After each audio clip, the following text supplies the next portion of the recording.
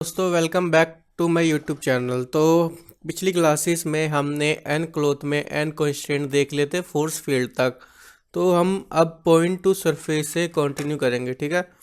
तो सबसे पहले मुझे दो ऑब्जेक्ट्स की नीड है, ठीक है। तो मैं एक यहाँ पर सर्कल ले रहा हूँ, स्फेरिकल स्फीयर ले रहा हूँ, और एक मैं यहाँ पर क्यूब ले रहा हूँ, ठीक है। स्फीयर और क्यूब मैंने ले लिए।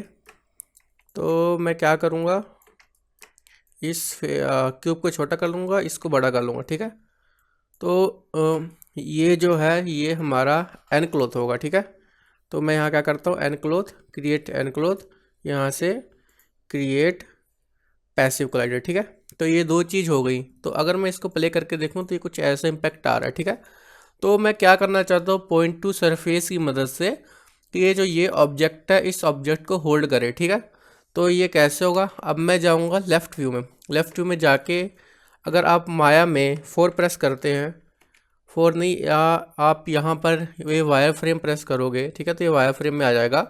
राइट क्लिक करोगे, वर्टेसिस पे जाओगे, तो यहाँ से कुछ वर्टेसिस हम सिलेक्ट कर लेंगे। फिर हम पर्सपेक्टिव में जाएंगे, सॉलिड फॉर्म में इसे कर देंगे। इसका शिफ्ट प्रेस करके इसको प्रेस करेंगे, एंड कंस्ट्रेंट में जाके मैं यहाँ पर कर देता हूँ पॉइंट टू सरफेस, ठीक है। तो जैसे ही मैंने पॉइंट टू सरफेस किया, ये देखिए यहाँ पर कुछ लाइंस बन गई हैं। अब ये जो है सर्कल फॉल नहीं हो रहा, ये इस पर स्टिक हो गया, ठीक है।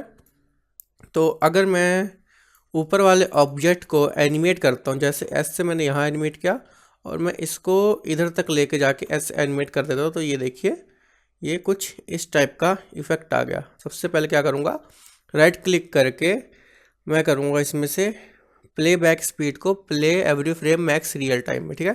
तो ये हमको अच्छी तरह शो होगा कि क्या हो रहा है। ये देखो हम कुछ इस तरह की चीज़ें इससे बना सकते हैं, ठीक है। और ठीक है, तो इससे हम दो ऑब्जेक्ट्स में लिंक बना सकते हैं, ठीक है। और अगर मैं इसको सिलेक्ट करके प्रीसेट्स को चेंज करूं, जैसे कि बीच बॉल पर रिप्लेस किया, तो देखिए ये उसी बॉल की तरह बिहेव करेगा। तो बीच बॉल की जगह मैं क्या करता हूं, प्रीसेट पे जाके सिल्क पे रिप्लेस करके देखूं, तो मे बी सिल्क पे ये वर्क नहीं करेगा, चलेगा, करके देख लेते हैं।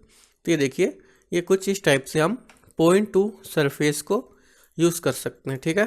तो उसके बाद हमारे पास कौन सा ऑप्शन है एन कंस्ट्रेंट में, स्लाइड ऑन सरफेस। तो ये स्लाइड ऑन सरफेस कैसे बनेगा, ठीक है। तो मैं यहाँ पर एक लेता हूँ ये, ठीक है, कोन ले लिया। तो कोन को मैं ऊपर ले आया, ठीक है। कोन के बाद मैं एक ले लेता हूँ सिंपल सा प्लेन। तो मैंने ये प्लेन ले लिया, ठीक है। अब मैं इस प्लेन के पहले तो सेगमेंट्स को मैं करना चाहता हूँ कम, ठीक है, बिल्कुल कम कर दूँगा। तो यहाँ पर भी एक, और वर्टिस सेलेक्ट करके दोनों तरफ से आर से मैं इसको कर दूंगा स्केल, ठीक है। तो कुछ टाइप से बन गया, पर मुझे इसमें सेगमेंट चाहिए और ज़्यादा, ठीक है। तो मैं क्या करूँगा, यहाँ पर मॉडलिंग में जब मैं जाऊँगा तो मैश का ऑप्शन आएगा, और यहाँ पर आपके पास है स्मूथ का ऑप्शन। जैसे स्मूथ पे क्लिक किया मैंने, इसके सेगमेंट्स को यहाँ से और बढ़ा दूंगा इतने के, ठीक है, ताकि ये बिहेव कर पाए, ठीक है। तो मैं क्या करूँगा, मैं इसको एनक्लोथ में कन्वर्ट करूँगा। तो एफएक्स में जाके एनक्लोथ क्रिएट एनक्लोथ, तो ये जो है हमारा कोलाइडर, क्रिएट पैसिव कोलाइडर, ठीक है। तो ये ऊपर आया। अब मैं क्या करना चाहता हूँ, इस क्यूब को सिलेक्ट करके राइट क्लिक करके वर्टेक्स करूँगा, इसको सिलेक्ट, फिर इसको सिलेक्ट करके एंड कंस्ट्रेंट में जाके मैं कर दूँगा स्लाइड ऑन सरफेस। तो ये देखो ये अब हमको कुछ इस टाइप की स्लाइडिंग एनिमेशन बना के देगा, क्योंकि ये जो ऑब्जेक्ट है इसके ऑब्जेक्ट के ऊपर स्लाइड होके नीचे जा रहा है, ठीक है। तो अगर मैं इसकी स्ट्रेंथ को इंक्रीज़ करता हूँ तो देखिए ये कुछ इस टाइप से चला गया, दूरी चला गया, ठीक है।